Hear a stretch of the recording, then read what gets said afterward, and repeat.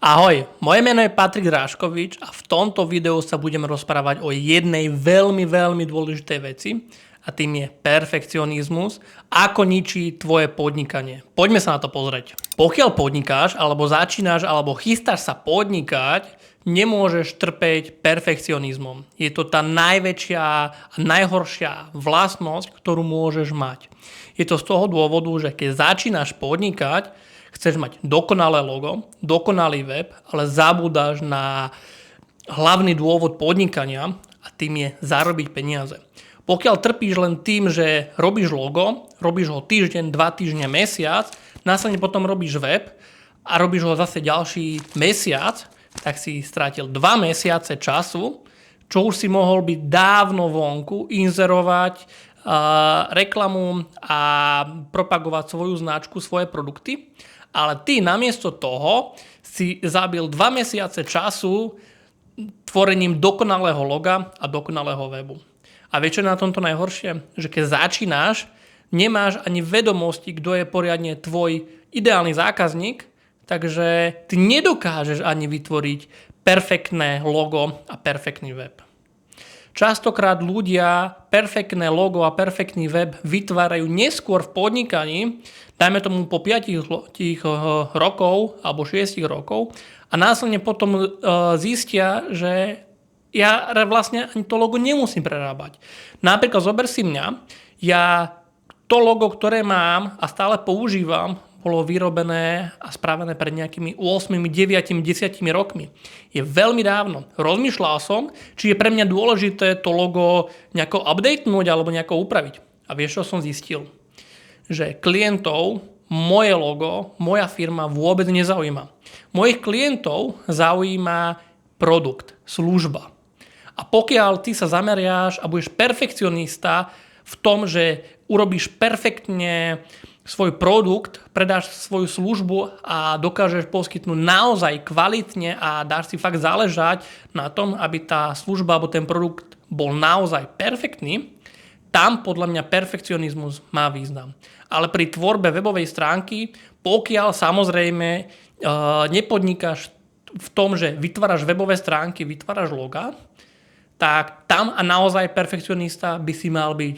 Ale pokiaľ máš iné podnikanie a tvojou službou nie je vytvoriť logo alebo vytvoriť web pre nejakého klienta, tak ty by si mal tieto veci veľmi rýchlo vyriešiť. Dá sa povedať, že behom pár dní by si mal vedieť urobiť logo, s ktorým si ako tak spokojný a do nejakého týždňa, maximálne do mesiaca by si mal vytvoriť webovú stránku, aby si čo najrýchlejšie mohol inzerovať a mohol získavať prvých klientov.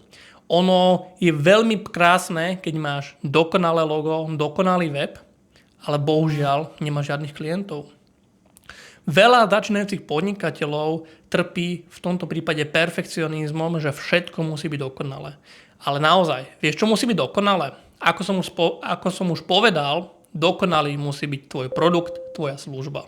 Vieš, čo som zistil? Že ľudia sú egoisti. Ľudí nezaujíma, ako vyzerá tvoja webová stránka, ako vyzerá tvoje logo, nich najviac zaujíma, čo pre nich dokážeš urobiť. Akú službu alebo tovar im vieš poskytnúť, akú emóciu im z toho vieš dať a či ich odbremeníš od nejakých zložitých úkonov alebo nejakých povinností. Pokiaľ im toto dokážeš odovzdať, tak klientov budeš mať strašne veľa. A toto je to dôležité, kde veľa klientov, alebo veľa začínajúcich podnikateľov častokrát zlyháva. Majú zle nastavené očakávania a zle investujú svoj čas, ktorý majú na začiatku. Častokrát na začiatku nepotrebuješ ani peniaze, ale máš dostatok času a ty potrebuješ investovať správne svoj čas, aby ti to prinieslo peniaze.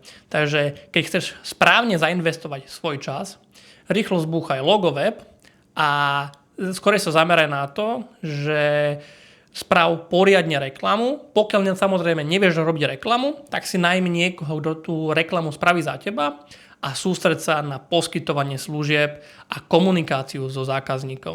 Veľmi často ľudia pri začiatku podnikania riešia, ako vôbec komunikovať, ako zvyhnúť telefón, ako všetko vyšpičkovať, ty buď len autentický.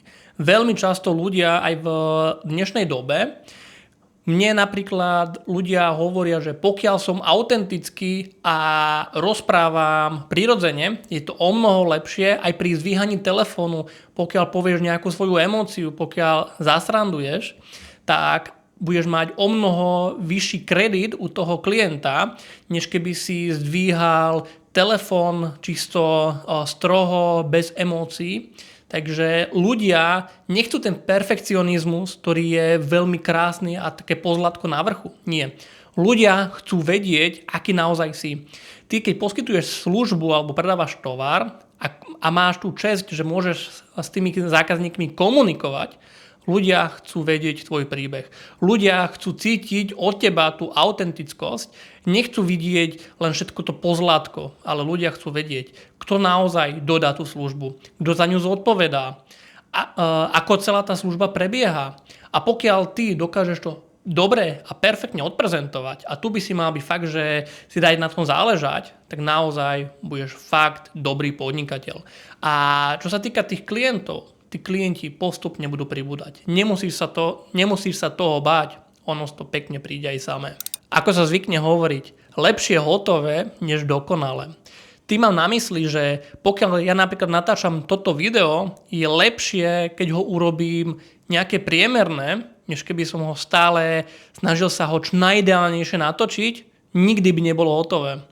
A tým, že ja sa snažím napríklad natáčať videá, tvoriť pre teba obsah, ktorý ťa bude edukovať a pomocou týchto videí môžeš aj ty ďalej podnikať a poučiť sa z mojich chýb, tak vďaka tomu ja budem lepší a zároveň aj tebe to pomôže.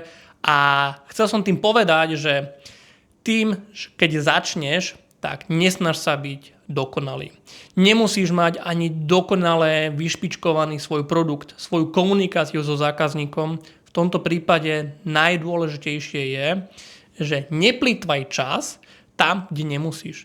To znamená, že skorej venuj svoj čas tam, kde je najviac potrebný, a to je na tvoju službu, na tvoje vzdelanie, na tvoju komunikáciu so zákazníkom a na špičkovanie svojho produktu alebo služby. Tým, že budeš špičkovať svoj web, svoje logo, to ťa nikam ďalej neposunie. Takže pokiaľ sa ti toto video páčilo, a verím, že sa ti páčilo, tak mi daj like a odber. Poprípade si pozri predchádzajúce video, kde som hovoril o začiatku podnikania a prečo vôbec je najlepšie začať podnikať. Dávam ti, alebo video si môžeš pozrieť tu. Pokiaľ by si chcel niečo so mnou skonzultovať, dám ti do popisku môj web.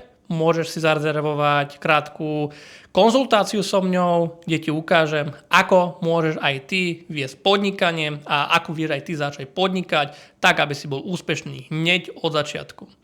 To už je za mňa všetko. Keby čokoľvek, kľudne mi napíš do komentu, poprípade mi napíš na web a vidíme sa u ďalšom videu. Čau.